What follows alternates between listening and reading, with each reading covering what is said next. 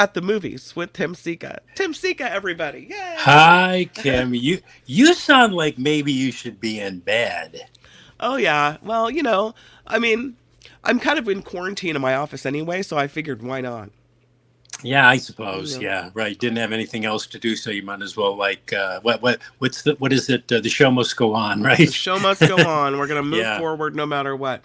yeah, I right. do have a couple trivia questions for you, too, though, I will Oh, say. okay. All right. I'll lay 'em on me. I was saving them just for you. This is a page about movie quotes. Are you ready? Oh boy. Okay. Hmm. All right. I'm ready. Can you identify these movie lines and the characters who said them? A Mm. boy's best friend is his mother. Who said it and Oh, in what movie? Norman Bates said it in Psycho. You are exactly right. Not bad for a little furball. Oh. Oh. Mm, not bad for a little Not bad fur. for a little furball, said with snark. Oh. You're gonna have to tell me. This It's is Return of the Jedi Han Solo. Yeah. Oh, okay. Well, yeah, I must be yeah. crazy to be in a loony bin like this. It's not One Flew Over the Cuckoo's Nest, It is is it? actually Jack Is it Nicholson. Yeah. Jack Nicholson? Oh, okay. All right. That seemed You're too. you're Well, two that out of seemed three too so obvious. far. You're actually Yeah. pretty Okay. good. All right. When Adrian asks him why he fights, a boxer says, "'Cause I can't sing or dance." Rocky Balboa in Rocky. That's true. I'm 16 years old and I don't need a governess. That was Liesel in The Sound of Music. You are killing this. That is exactly right. Listen, hear it? Carpe. Hear it? Carpe. Carpe diem. Seize the day, boys. Make your lives extraordinary. That was Robin Williams in Dead Poets Society. You got it. If there's anything in the world I hate, it's leeches. Filthy little devils. That was Charlie Allnut, Humphrey Bogart in The African Queen. Oh my god, you are just nailing every single one of these. This is fun. Well, no, don't. I think we should stop while I've nailed a bunch. I mean, you're already what? Like, if we that was seven. You're like 6 out of 7. Okay. Seems like all everybody and his brother wants is to get me out of town. Marshal Will Kane says. Seems like all everybody and his brother wants is to get me out of town. Oh, is that Gary Cooper in High Noon? That is exactly right. Okay. I would never have known that. Yeah, well, There are I've seen a lot of movies. there are two kinds of people in this world: those who stand up and face the music, and those who run for cover. Cover's better. I know the quote, but I can't think. Clue? Can I have a clue? Al Pacino. There are Oh, two yeah. kinds. Okay. Yep. Son of a Woman? Yes, you got it right. Yeah. Absolutely. Yeah. And the Okay. last one. Preview of coming attractions, says Grace Kelly to James Stewart as she pulls her negligee out of an overnight bag. What's the Yeah. Alfred Hitchcock movie? Rear Window. Yes! 9 out of 10 for Tim Sika.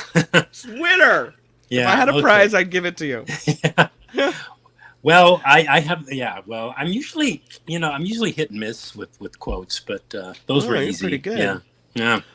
Well, all right, Tim. Let's get to the movies of the weekend because we've got a lot of great movies coming out. What are you looking at first? Okay, we have first the big studio release of the week, Deadpool and Wolverine. I think, unless you've been living under a rock, you haven't seen the preview trailers for this. They've been all over TV and in all the movie theaters and everything. Yeah, Deadpool and Wolverine, names referring, of course, to two Marvel comic superheroes. Deadpool, the mutant mercenary with accelerated healing, aka Wade Wilson, played by Ryan Reynolds, and Wolverine, also a mutant with prodigious healing abilities, aka Logan, played by, once again here, by Hugh Jackman. So I'm not sure whether this is another Deadpool movie, because there have been two previous Deadpool movies, or another Wolverine movie, because there's also been a number of those movies. I guess it's supposed to be both, but if I was going to classify this, I'd call it another Deadpool movie, meaning that it's like primary mood and feel and vibes that of a kind of like profane irreverence. Have you seen any of the Deadpool movies? I think I saw one, and they're very. I mean, they're funny. They're very snarky in the, you Yeah, know. yeah. Well, the first one was. I enjoyed that one, the first Deadpool, because up until then, I don't think we had ever seen like such a mainstream superhero movie that was so subversive. Deadpool 2 for me was less successful, being just in effect a rehash of Deadpool. I found the freshness of Deadpool lacking in Deadpool 2, and yeah, what I just saw there in Deadpool 2 was like a rehash, a retreading of what made the first one kind of funny, which was like that it was subversive, and you didn't hear superheroes talk that way or act that way. Yeah. Right.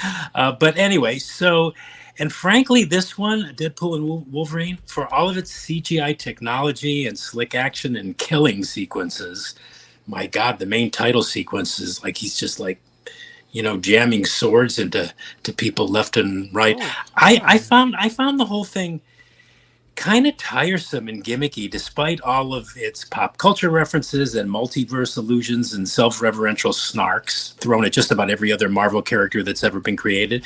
The other thing too about it is that Deadpool's appeal is that he's quick with the verbal, bon mot, but Right. hardly any of his bon mots in this movie land. His jokes aren't funny, and it's like watching a comedian playing to an audience with material that isn't making them laugh, but they don't stop. Instead of Oh stopping, no. they just keep like piling it on. I also dislike the mixture of tones. Every time the focus was on the character of Deadpool, the pacing and the speed of the film were fast and quippy. But when the focus was on the character of Wolverine, the movie veered toward like to me, which was like this off-putting seriousness and poignancy that seemed to belong in a different movie. And so these two opposing tones seem to be pulling at each other, one wanting dominance over the other, and you're going, well, what the hell?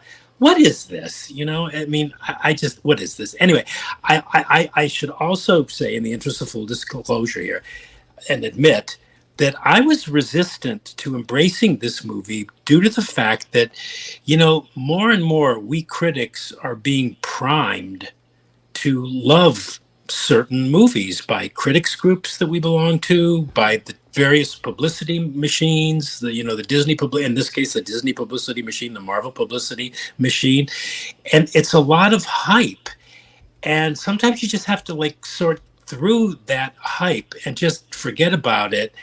And I didn't forget about this one. It's almost like, they were just saying, hey, this movie's going to be great and you're going to love it just like everybody else. And it's going to make all this money. Well, it is making a lot of money. I think I don't know, broke some kind of record for Yeah. preview. But personally, I didn't. I didn't like it. It's got great production design. It's got great special effects, blah, blah, blah, but little else in my opinion. And I did try, but I just found it kind of dull and tiresome. And one of those movies I can't ever imagine ever wanting to ever sit through again. Not I don't know. recommended. No, I'm not recommending it. I know that Marvel fans are going to go regardless, and superhero fans who go to all these movies are obviously going to go and probably love it. But no, if I were being honest, it just was a chore to sit through. It was much of the same, and I think I just have superhero movie fatigue. It just seems like every other month there's a superhero movie coming No, out. I don't think so. I think usually if you like a superhero movie, even though maybe it's not your total bag, you'll say you Yeah, like it. yeah, I So, do. Yeah, but this was like, no, and I didn't think it was funny.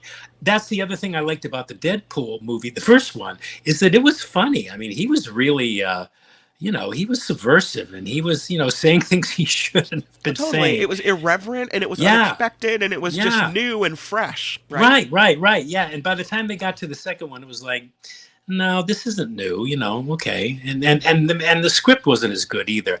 I don't think this script is good. I didn't even go into the plot because the plot would just take forever to recount. It's just Mm. whatever. It's a Marvel superhero plot.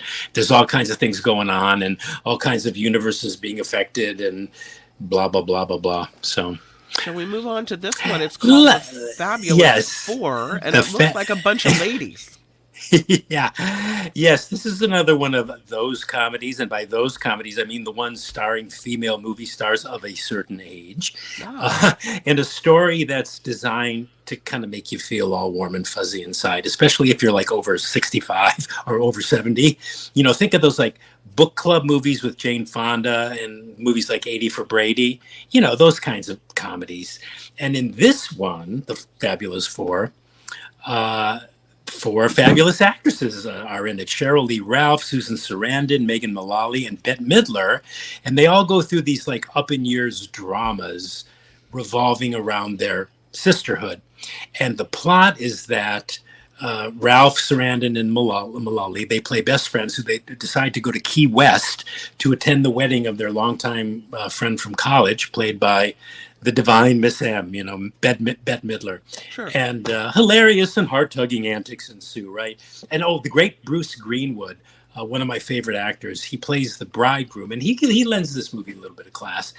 And I think the best thing I can say for this one, you know, being one of those movies, one of those comedies, is that it might be the least embarrassing of all those other like elder ladies movies. I mean, it does have its share of eye-rolling moments where you go, oh God.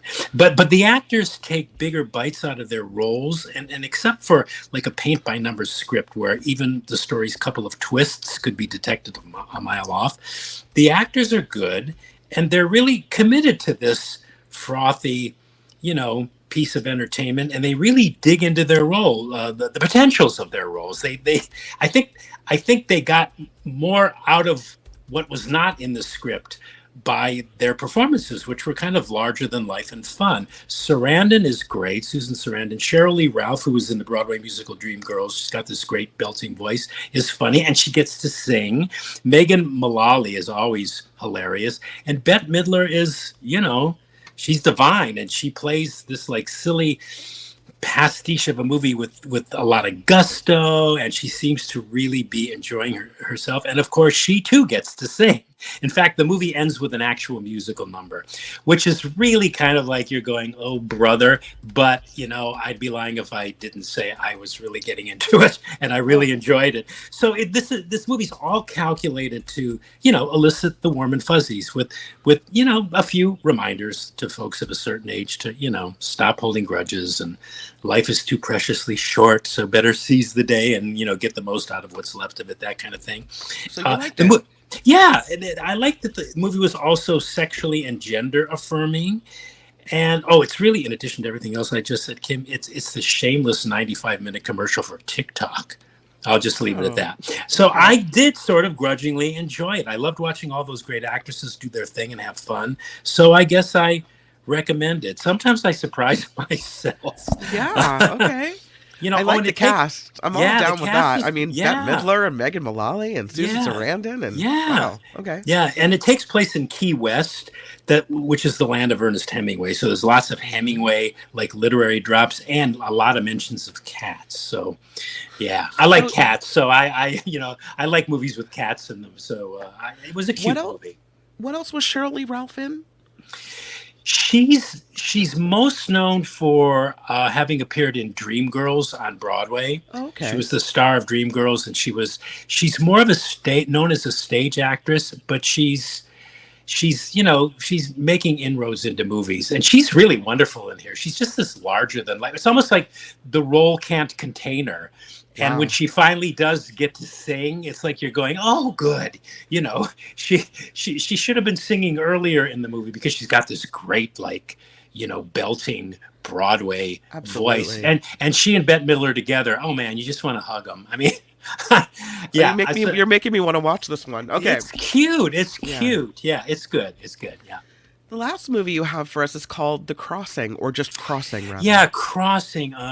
This is probably my favorite film of the week. It's kind of in my wheelhouse, and it's kind of my cup of tea. It's a little indie gem of a movie in the Georgian and Turkish languages, and it's subtitled in English. Although there is some English spoken too. There's like this patois.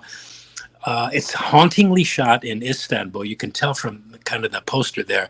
And there's a line in the movie that says that Istanbul is a place people come to disappear.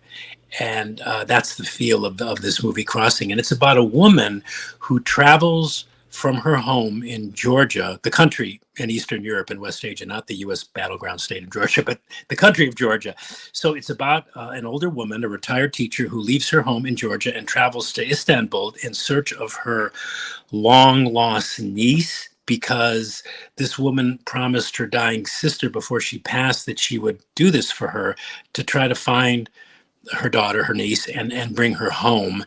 And when she arrives in Georgia, she happens to meet upon a lawyer, a trans lawyer, who is advocating in her country for trans rights. And so we get a hint as to what's to follow, too, when the movie opens with this disclaimer stating that both Georgian and Turkish are gender neutral languages that make no distinction of grammatical gender. I didn't know that. I thought that was really interesting. So this is essentially about a trans woman who has seemingly disappeared and whose aunt is trying to locate in this foreign land. That's really interesting. Yeah, it's a beautiful, beautiful film with evocative local color. Like I said, it was shot in Istanbul, which, parenthetically speaking of cats and the Fabulous Four, Istanbul is like kind of overrun by cats. They've made documentaries about the cats of Istanbul, but it's nice. You see these cats like in the movie, they're just kind of there on the side doing their thing. Everybody like kind of treats them nice, and it's kind of this haven for cats. But anyway, the movie is essentially a story about forgiveness, acceptance, and love, and maybe about failing one's child and hopefully reconciliation at a later date. I don't know what else to say about it, except that it's probably, right now, it's going to go on my top 10 list. It's a deeply empathetic and human story. It's touching, it's tender, it's compassionate, it's very well acted, beautifully shot, as I said, memorable for sure. With, and I can't say that, say that about a whole lot of movies this year. First of all, I think I'm seeing too many, but second of all, they don't always stick. This one stuck. It's got these wonderful characters and a really timely message of I don't know, just live and let live. We make a lot of the time about we make life a lot of the time about things that when we reach the end of our life, we oftentimes realize like far too late, and we're kind of meaningless and petty when our lives should have been ruled by love. That was my takeaway from this beautiful film. It's called Crossing, and you can see it's exclusively on the streaming service Mubi, which kind of specializes in these kind of boutique films from other countries, because theaters don't see them as being commercial, and the bigger streaming services don't see them as commercial, so they have a home on Mubi. But it was hypnotic, and it just really took me away. It was a beautiful movie. I don't know what else to say about it. No, that's good. Yeah. All right, we'll recap it. We have Deadpool and Wolverine. You said it's tiresome. It's gimmicky. It's not funny. It has odd pacing switches from serious to snarky. You didn't like it, and you're not recommending it, though you understand Marvel fans will go regardless. Yeah. Boy, that sounds like a snarky critic thing. Anyway, go ahead. No. The next one is called The Fabulous Four, and you liked the acting despite the basic script. You loved the singing. You just like this movie. You recommend it. You say it's cute. Yeah, it's one you can recommend to your mom, and you can even go to with your mom, or recommend it to your mom and say, "Hey, mom, you ought to take some of your friends to see this. She'll have a good time." Yeah. Okay. The Crossing. You said it's a beautiful film, it's memorable, and it stays with you. And you said it's on your top 10 list. Top 10 list for the year of all time? So, of what? Yeah, top 10 of the list for this year so far. Now it's only July, but I don't know. I don't see another film, besting this in my top 10. But we'll see. You never know. What are you going to watch this weekend? I'm still, as I mentioned last week, I just started to get into Grace and Frankie, and I am actually halfway through the 4th season. So I think I'm going to try to finish that for the week. Wait, what is it? Grace and Frankie. Oh, The Grace and Frankie. Yeah, I yeah, like that a lot. That was really yeah, good. yeah. Yeah. It's really cute. You know, what's nice is it's a nice thing to watch in between like all of the quote unquote work stuff I have to watch because it's light and it's funny. And God, I mean, talk about great actresses. You know, Jane Fonda and Sam Waterston and Oh, Martin totally. Sheen and oh my God, Yeah. Lily Tomlin is a scream. It's just Yeah. a nice thing to clear my palate before I go on to the next like work assignment. So I'm watching that. You know, I also recently saw this. It was on Netflix.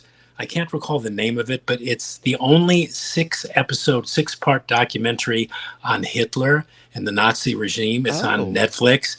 That that is that's powerful. Yeah, I did. I forgot. You asked me last week what I was catching up on, and I did watch that. And I mean, there's some stuff in there that is not some stuff I've not ever seen before. Just some of the Nazi footage of Is it Auschwitz, and is yeah. it Well, Hitler and the Nazis evil on trial? that's it. Yeah. Yeah, yeah. And what it does is it juxtaposes Hitler's political advancement with the Nuremberg trials that came after the war, and makes comparisons like what he was saying. This is what went to trial, and there's actual audio footage. Apparently, I didn't know this, but they audio taped the entire trials. They didn't film them because they went on for months and months. But so we get some of that. We also get some film footage of some stuff, some of their atrocities, which I've never seen before, which are pretty harrowing. And yeah, Hmm. it's a good series, But I guess you got to be in the mood for it. At the movies with Tim Sika, everyone always appreciate Tim coming through the show and hanging out.